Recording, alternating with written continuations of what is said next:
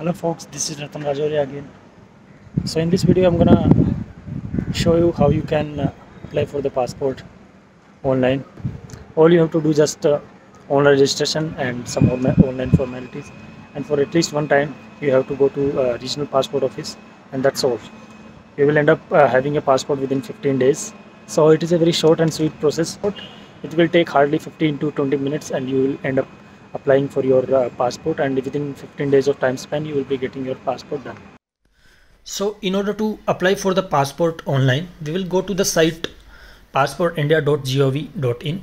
Official site पे हम click करेंगे तो पहले सर्च रिजल्ट पे हम क्लिक करेंगे। क्लिक करने के बाद हमारे सामने ऑफिशियल साइट का ये इंटरफेस खुल के सामने आता है।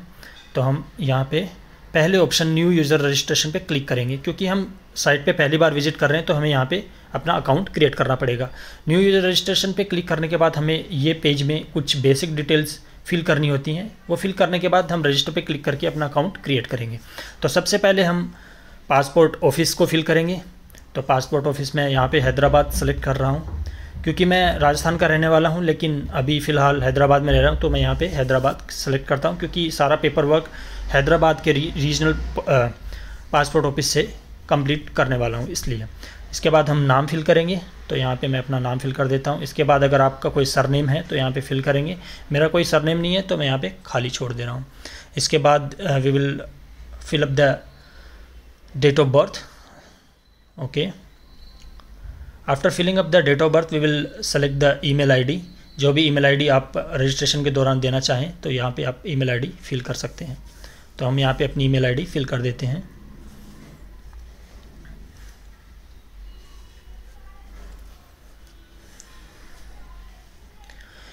ईमेल आईडी फिल करने के बाद अगर आप चाहते हैं कि आपकी ईमेल आईडी और लॉगिन आईडी दोनों सेम रहें तो आप यस वाले ऑप्शन पे क्लिक करेंगे, नहीं तो आप नो पे भी क्लिक कर सकते हैं। तो हम यहाँ पे यस पे क्लिक करते हैं तो लॉगिन आईडी और ईमेल आईडी हमारी दोनों सेम रहेंगी। हम अवेलेबिलिटी भी चेक कर लेते हैं यहाँ पे क्लिक करके। तो देखिए यहाँ पे ये लॉगिन आईडी अवेलेबल है, तो हमारा लॉगिन आईडी और ईमेल आईडी दोनों सेम रहेगा। इसके बाद हम यहाँ पे अपना पासवर्ड क्रिएट करते हैं। So will fill the password. After filling up the password, we will confirm the password. Then we will select the hint question. तो hint question आपको उस कंडीशन में हेल्प करेगा जब आप अपने अकाउंट का पासवर्ड भूल गए हैं और आप अपने अकाउंट को रीगेन करना चाहते हैं, रिकवर करना चाहते हैं, उस कंडीशन में आपकी हेल्प करेगा। तो मैं यहाँ पे बर्थ सिटी सेलेक्ट करता हूँ। उसके आंसर में मैं मेरा होम टाउन या आप कुछ भी लिख सकते हैं जो सिर्फ आपको पता रहेगा। ये फिलअप करने के बाद आप कैप्चा इंटर करेंगे as it is. Captcha enter करने के बाद आप सिंपली रजिस्टर पे क्लिक करके अकाउंट क्रिएट करेंगे। हमने रजिस्टर पे क्लिक किया है। क्लिक करने के बाद हमारे पास एक नेक्स्ट पेज पे कुछ रजिस्ट्रेशन कन्फर्मेशन के रिगार्डिंग इन्फॉर्मेशन होती है। तो यहाँ पे ये अपने ईमेल आईडी जो दिया है वहाँ पे उन्होंने कुछ मेल सेंड किया है, उसमें एक लिंक है, वहाँ पे क्लिक करके हमें अकाउंट को एक्टिवेट करना पड़ेगा। तो हम मेल आईडी खोल लेते हैं। यहाँ पे हमारे पास ये मेल आया हुआ है। यहाँ पे हम एक लिंक देख रहे हैं, इस लिंक पे क्लिक करके हमको अकाउंट को एक्टिवेट करना पड़ेगा। तो यहाँ पे हम यूज़र आईडी डालेंगे। तो हमने यूज़र आईडी और मेल आईडी दोनों सेम रखा है, तो वही हम यहाँ पे पेस्ट कर देते हैं और पेस्ट करने के बाद सबमिट दबाते हैं। सबमिट पे क्लिक करने के बाद यहाँ पे इन्फॉर्मेशन है your account has been activated successfully. हम यहाँ पे क्लिक करके अपने अकाउंट में लॉगिन कर सकते हैं। तो यहाँ पे हम लॉगिन आईडी डालेंगे, कंटिन्यू पे क्लिक करेंगे। कंटिन्यू पे क्लिक करने के बाद हम सिंपली यहाँ पे अपना पासवर्ड डिटेल और कैप्चा डालने के बाद लॉगिन पे क्लिक करके हम अपने अकाउंट में डायरेक्ट लॉगिन कर सकते हैं। तो हम यहाँ पे कैप्चा डालते हैं, लॉगिन पे प्रेस करते हैं। ओके, प्रेस करने के बाद हमारे पास कुछ फ्रेश इंटरफेस ऐसा खुल के आता है, एप्लीकेंट होम।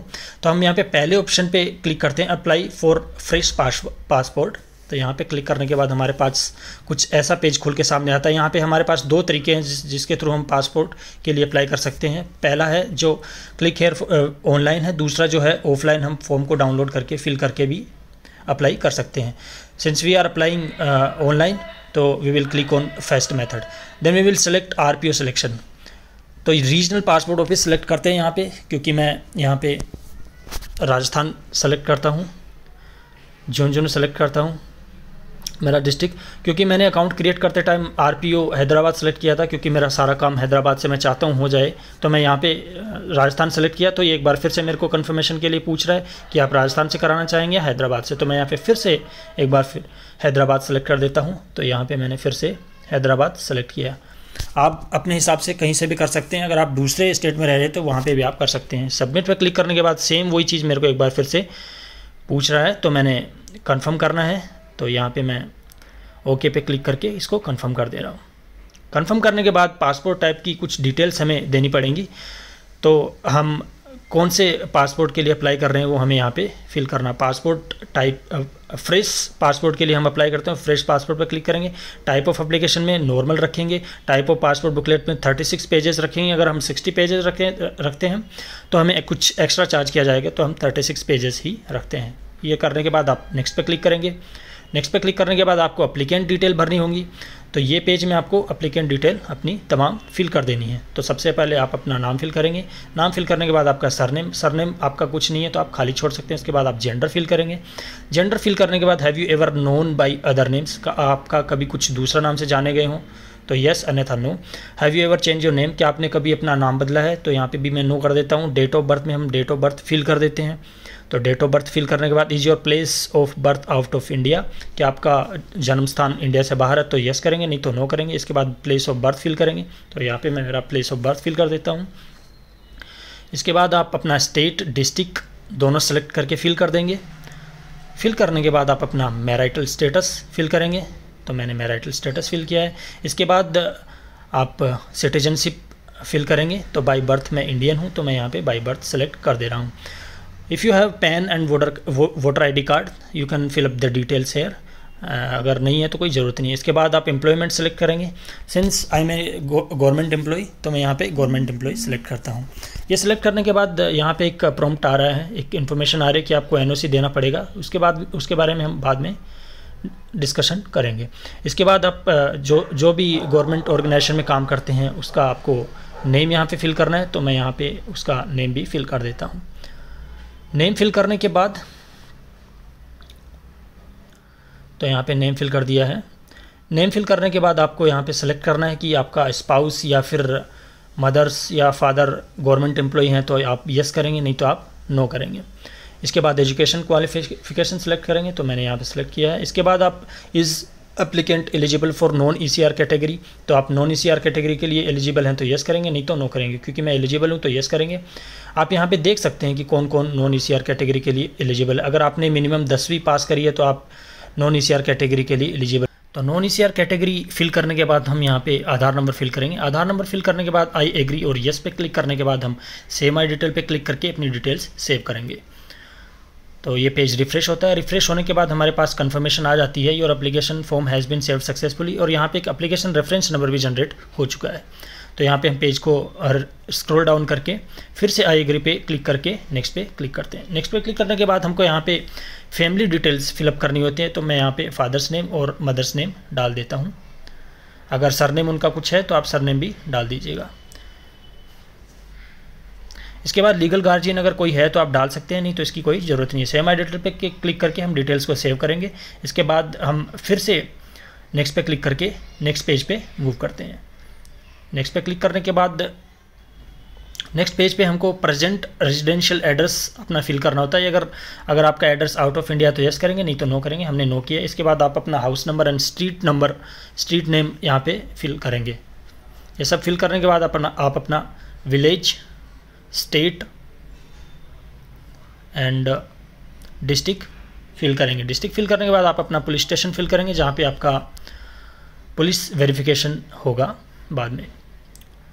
तो पुलिस स्टेशन फिल करने के बाद पिन कोड फिल करेंगे। पिन कोड के बाद आप अपना मोबाइल नंबर फिल करेंगे। मोबाइल नंबर के बाद अगर आपका टेलीफोन नंबर आपके पास है तो फिल करेंगे, नहीं तो ज़रूरत नहीं है।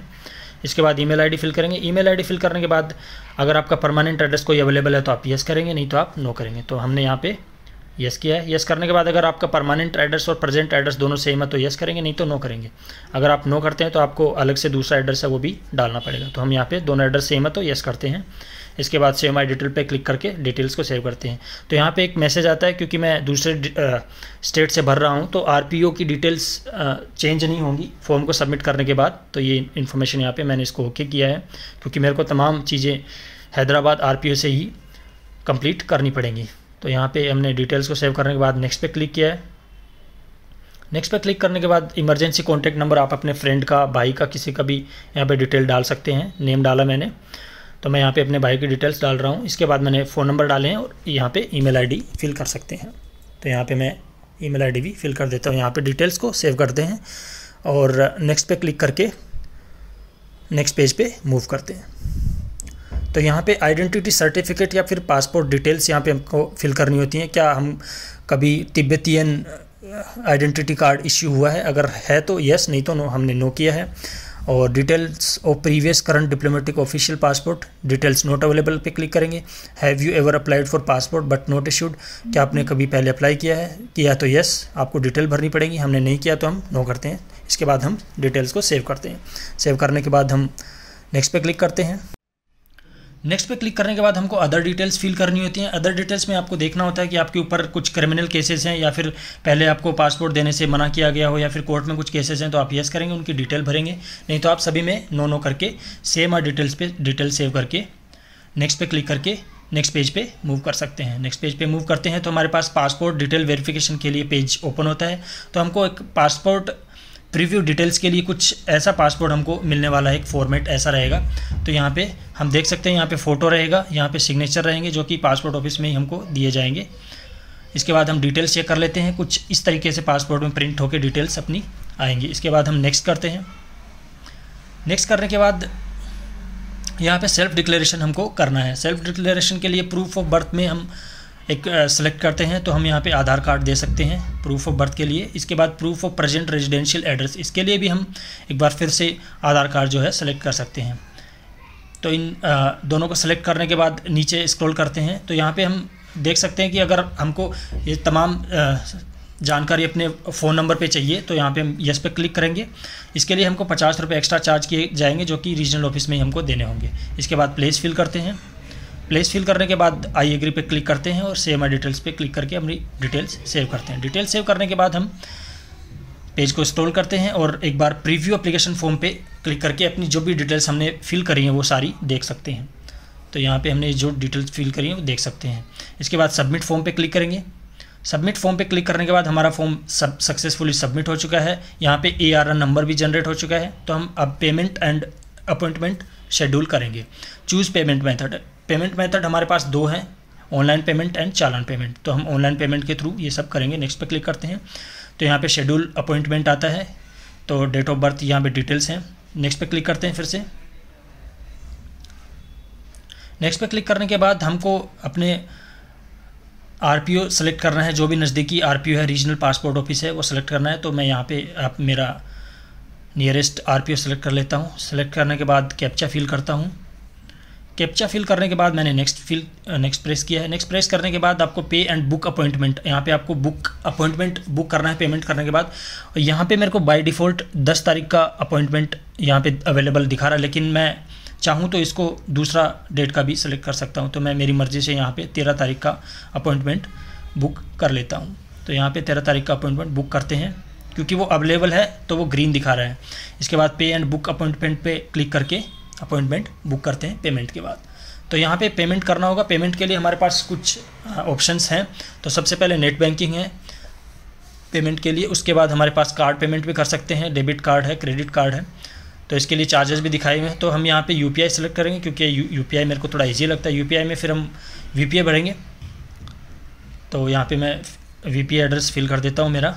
यहाँ पे कंफर्म करता हूँ। कंफर्म करने के बाद मेरे फ़ोन पे में मेरे को एक मैसेज मिलेगा जहाँ से मैं उस पेमेंट रिक्वेस्ट को अप्रूव करूँगा। अप्रूव करने के बाद यहाँ पे ऑटोमेटिकली पेमेंट सक्सेसफुल होने के बाद यहाँ पे मैसेज आ जाएगा, जी हाँ, ट्रांजेक्शन स्टेटस इज सक्सेस। तो यहाँ पे हम क्लिक करते हैं। हमारा जो भी ट्रांजेक्शन था, पेमेंट, वो कंप्लीट हो चुका है। तो यहाँ पे हम ओके फिल करते हैं। तो ये डिटेल्स हमारे पास आ चुकी हैं, हम देख सकते हैं। इसके बाद हमारा अपॉइंटमेंट कन्फर्मेशन हो चुका है। इसके बाद एप्लीकेशन प्रिंट करते हैं। तो जो भी एप्लीकेशन है वो गेट अपॉइंटमेंट SMS। तो अगर आप यहाँ पे प्रिंट लेने की कोशिश करेंगे तो आपके पास एक मैसेज भी आता है रजिस्टर्ड मोबाइल नंबर पे। तो आपको ज़रूरत नहीं है आपको प्रिंट आउट लेने की, लेकिन फिर भी हम सेफ साइड के लिए प्रिंट आउट भी ले लेते हैं। तो यहाँ हम ओके पे क्लिक करके तो कुछ ऐसा प्रिंट आउट हमको लेना पड़ेगा। तो ये मैं यहाँ पे प्रिंट एप्लीकेशन रिपोर्ट ये सेव कर लेता हूँ। इसको PDF के रूप में फ़ोन में सेव कर लेता हूँ। इसको बाहर किसी प्रिंट वाले से इसका प्रिंट आउट ले लेंगे। तो अपॉइंटमेंट रिसिप्ट हमको मिल चुकी है। तो ये हमें वहाँ पे लेके जाना होगा। तो इसको सेव कर लेते हैं। जी हाँ, अपॉइंटमेंट रिसिप्ट हमको मिल चुकी है। इसके बाद हम एप्लीकेंट होम पे क्लिक करके अपनी डिटेल्स को फिर से चेक करेंगे। व्यू सेव्ड सबमिटेड एप्लीकेशन, तो यहाँ पे हमारी सारी डिटेल्स आ जाती हैं। यहाँ पे क्लिक करके हम देख सकते हैं view print submitted form.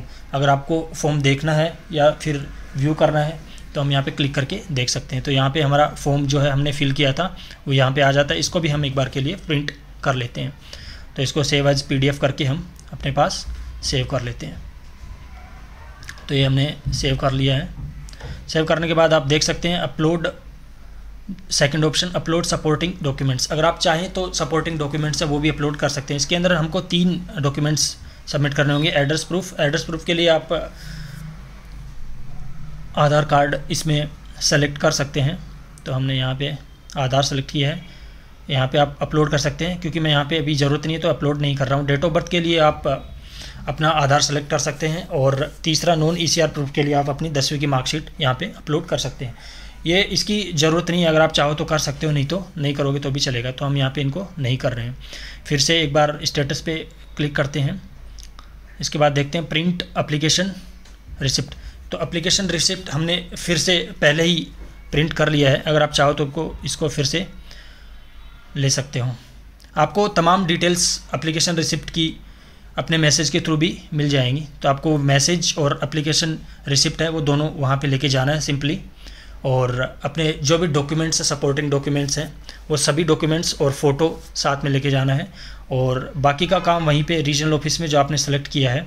So after doing all these things, you will have to visit your regional passport office on your appointment day with the copy of appointment receipt and submitted passport application form. I had also booked the appointment for regional passport office visit, but just a day ago lockdown imposed here in Hyderabad also, so I couldn't go there. I will make a new appointment and go there, and will tell you like how things goes out there. Also, don't forget to take your old documents while going to regional passport office, like Aadhaar card, driving license, voter ID card, photos, 10th mark sheet, and etc. So this is it for today. I will also book a new appointment as soon as the lockdown ends, and I will let you know after going there like how things goes out there in regional passport office. Till then, you can also book your appointment and do registration for your online process. So if you are having any kind of doubt, do let me know in the comment box, and I will try to answer all your queries. We will meet a new video with the regional passport office experience. Till then, take care, bye bye, have fun, see you.